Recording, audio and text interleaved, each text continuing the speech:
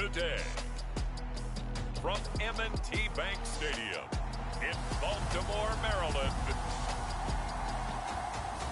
it's Week 7 of the NFL on EA Sports.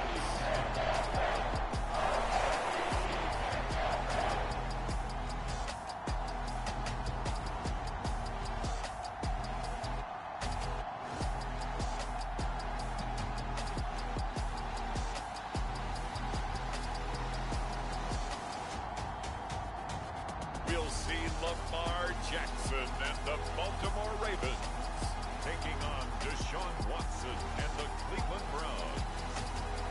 EA Sports coverage of the National Football League brings us to historic Baltimore, Maryland and M&T Bank Stadium. Today we've got a matchup here in pivotal Week 7 between the Cleveland Browns and the Baltimore Ravens.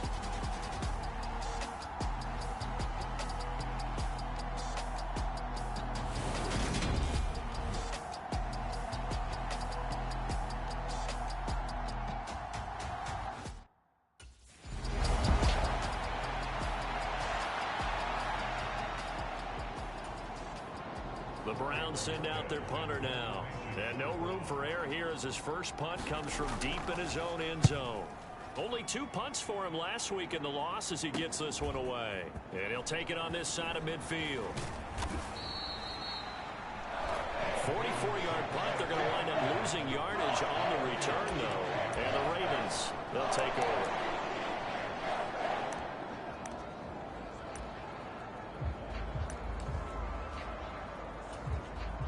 Jackson and the Ravens come up now 1st and 10 at the 45.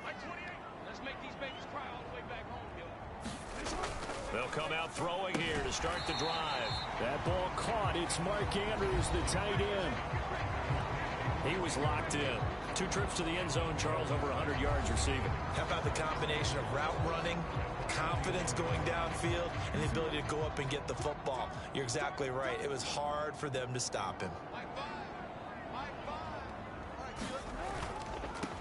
A man who missed all of 2021, this is J.K. Dobbins. And he'll get this into enemy territory, but not by much, as he's down to the 48. Just a yard on the pickup there, and it'll leave him with a 3rd and 3. Whenever we talk about the best strong safeties, one word constantly comes up, and that's instincts. Being able to diagnose run or pass and make the appropriate moves. He crashed down hard there. He was ready for that running play. Coming up here looking for 3 yards to pick up the first. They'll try to run for it with Dobbins. And he's going to have a first down as he's brought down at the 44-yard line. 4 yards on the pickup, good enough to extend the drive.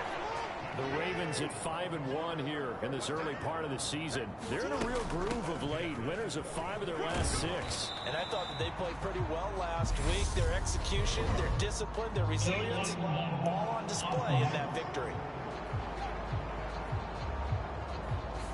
That flag accepted, and it backs the offense up a little bit.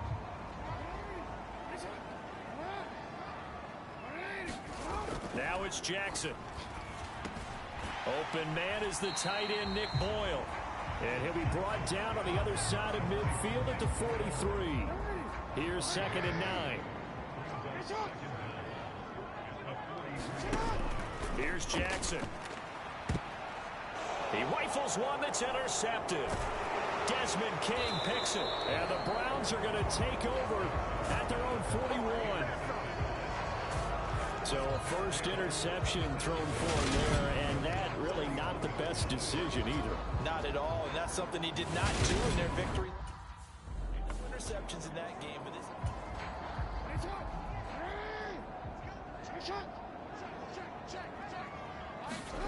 After the interception, here's Jackson. Looking left sideline, but it's incomplete. Well, defensively, you're over there trying to catch your breath and try not to show the offense that you're a little bit fatigued. You're right back out there after the turnover. Now they've got to work towards getting another couple of stops and forcing them into heavy traffic, and it's intercepted. Picked off by Greg Newsome. And the Browns are going to get the football here as he gets this up past the 20-yard line. Well, it doesn't take a whole lot of investigation to figure out why they're still sitting at 0 on the scoreboard, because their quarterback's got to wake up and start reading defense a heck of a lot better.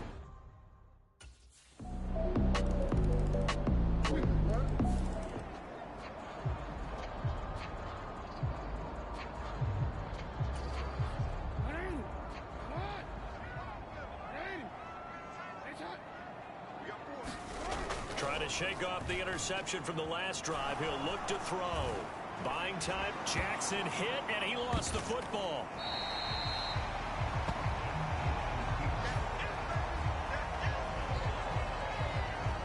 Points 1, 2, and 3 in their defensive game plan was to get to the quarterback and knock the ball free. They did it there. Luckily, offense hangs on to it. Yeah, that's got to serve as a wake-up call, though, because they can't afford to let the ball go over to the defense and miss opportunities. And I'm not saying it happened here, but you know what a good rule of thumb is when a play like that occurs? You know who usually recovers it? The guy who missed his block and let his quarterback get hit. On 1st and 10, it's Dobbins. And he edges forward, but only gets a pair of yards out of it, and it's 2nd down. We haven't seen much from him running the football here in this first quarter. No, you're right about that. We haven't seen much of him at all so far. They've stacked him up pretty well, but when you're trying to run the football, sometimes you got to play the long game. Keep handing it to him, and some of those runs that aren't working now, they turn into 6, 7, 8, and maybe more. Oh, and for the 3rd time, Jackson going to be intercepted. Desmond King picks it.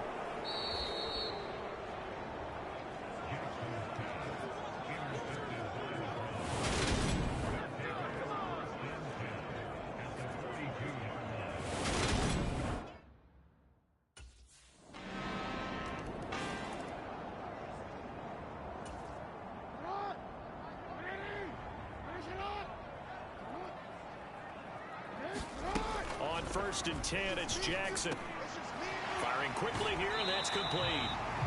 And he'll get this up past the 25 before he's out of bounds. So the completion results there in 9 yards. And they'll have a 2nd and 1 forthcoming.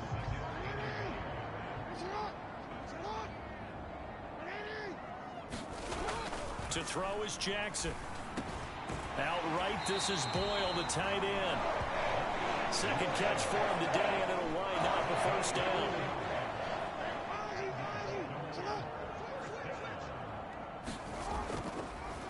They'll try to draw here with Dobbins.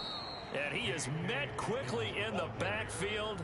Down he goes, folded like a lawn chair. Now on 2nd and 13, Jackson. It's a pickup of 12, and that'll set up a 3rd down. When a draw works, it can be a thing of beauty. But when it doesn't, oh, it can be ugly. And in this case, loss of yardage ugly. On 3rd down, here's Dobbins. And he'll be taken down, but he does have 1st down yardage.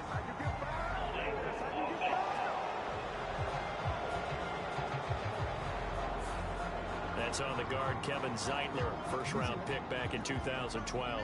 They'll be in search of 8 yards here as they hope to convert the 1st down. On 3rd down, Jackson. And able to catch it on the left sideline, but they're going to rule him out of bounds.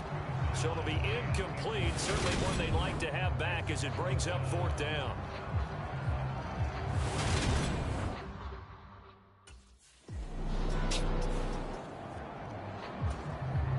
On 4th down, on is Corey Bojorquez to punt.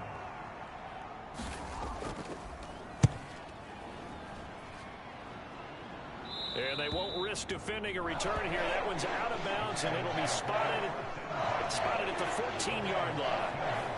Kind of a throwback weekend for our primetime games here in Week 7. Later tonight, a couple of the great AFC teams of the 70s do battle. The Steelers and Dolphins from Miami on Sunday night.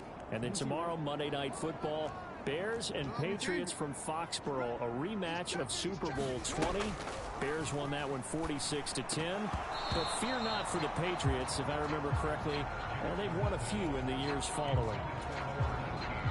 An incomplete pass on 1st down. That leads to a 2nd and 10. Jackson. Then his pass is intercepted.